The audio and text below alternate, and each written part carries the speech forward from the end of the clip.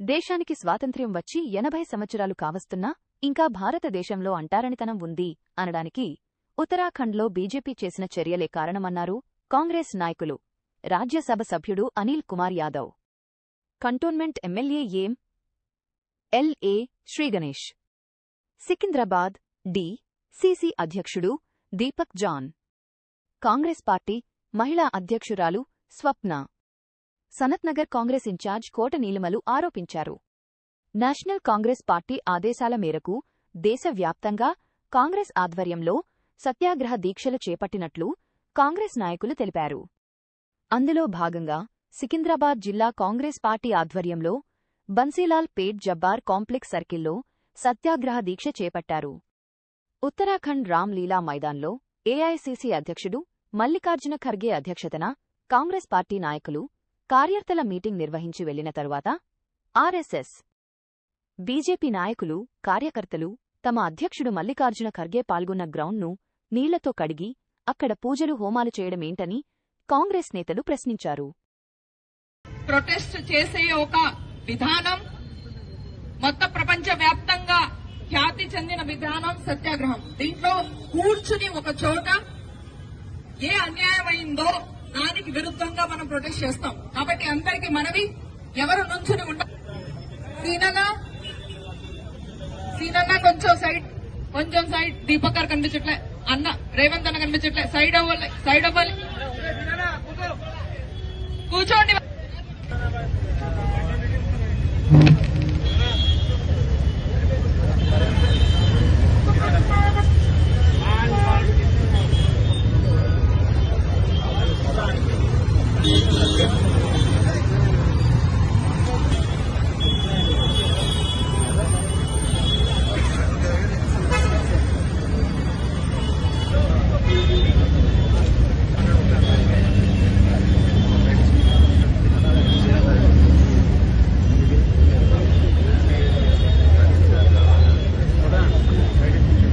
ఇవాళ మా కాంగ్రెస్ అధ్యక్షుడు పెద్దలు మల్లికార్జున్ ఖర్గే గారు కాంగ్రెస్ పార్టీ ముఖ్య కార్యకర్త సమావేశాన్ని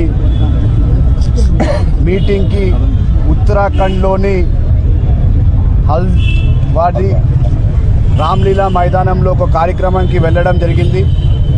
ఆ కార్యక్రమంలో పెద్దలు మల్లికార్జున్ ఖర్గే గారు కాంగ్రెస్ పార్టీ కార్యకర్తలను, కాంగ్రెస్ పార్టీ నాయకులను అడ్రస్ చేస్తూ ఆ మీటింగ్లో పార్టిసిపేట్ చేయడం జరిగింది. మరి మీటింగ్ అయిపోయిన తర్వాత మల్లికార్జున్ ఖర్గే గారు తిరిగి ఢిల్లీకి వచ్చిన సమయంలో అక్కడ ఉన్న కొంతమంది బీజేపీ కార్యకర్తలు, ఆర్ఎస్ఎస్ కార్యకర్తలు మల్లికార్జున్ ఖర్గే గారు ఏ వేదికపై నుంచి అయితే మీటింగ్ అడ్రస్ చేశారో ఆ మీటింగ్కి ప్రాంతానికి వెళ్ళి ఆ మీటింగ్ ప్రాంతాన్ని కూడా మొత్తం కడగడం జరిగింది. అంటే నీళ్లతోని కడిగి మరి అదే విధంగా యజ్ఞం కూడా చేశారని కూడా మాకు చెప్పడం జరిగింది. అంటే భారతదేశానికి స్వాతంత్రం వచ్చి దాదాపు రేపు 80 సంవత్సరాలు పూర్తి చేసుకుంటున్న సందర్భంగా ఇంకా భారతదేశంలో ఇలాంటి సంఘటనలు జరుగుతున్నాయంటే ఈరోజు నిజంగా కూడా భారతదేశం ఏ వైపు వెళ్తుందో ఒకసారి భారతదేశ ప్రజలందరూ కూడా ఒకసారి ఆలోచించాల్సిన అవసరం ఉంది. సిగ్గుండాలే ఈ బీజేపీ కార్యకర్తలకు, ఈ ఆర్ఎస్ఎస్ కార్యకర్తలకు ఇంకా అదే భావజానాలతో, అంటే అన్టచబిలిటీ ఇంకా ఉందంటే అది కేవలం ఈ బీజేపీ ఆర్ఎస్ఎస్ ఒక ఆలోచన విధానం ఇంకా అలాగే ఉందని కూడా ఈ సందర్భంగా అందరికీ కూడా తెలవడం జరిగింది. నిన్న పార్లమెంట్లో ఖర్గే గారు మాట్లాడుతూ ఒక మాట, ఈరోజు పార్లమెంట్లో కూడా పార్లమెంట్ సాక్షిగా ఎవరైనా సీనియర్ మోస్ట్ పార్లమెంటేరియన్ ఉన్నారంటే అది పెద్దలు మల్లికార్జున్ ఖర్గే గారు. రాజ్యసభలో లీడర్ ఆఫ్ ఆపోజిషన్ గా మాట్లాడుతుంటే వాళ్ళందరూ కూడా మల్లికార్జున్ ఖర్గే గారిని చూస్తుంటూ మళ్ళీ ఏదో విధంగా కామెంట్స్ చేయడం చేస్తున్నారు. మేమందరం కూడా అక్కడనే ఉన్న సోనియా గాంధీ గారు కావచ్చు, కాంగ్రెస్ ఎంపీస్ కావచ్చు, అందరం కూడా దీన్ని తీవ్రంగా ఖండించడం జరిగింది. ఇది నిజంగా కూడా చాలా ఖండించాల్సిన విషయము. మొత్తం యావత్ పొలిటికల్ పార్టీస్ ఏవైతే ఉన్నాయో వాళ్ళందరికీ కూడా చెప్తున్నాం, మేము దీన్ని యాక్సెప్ట్ చెయ్యము.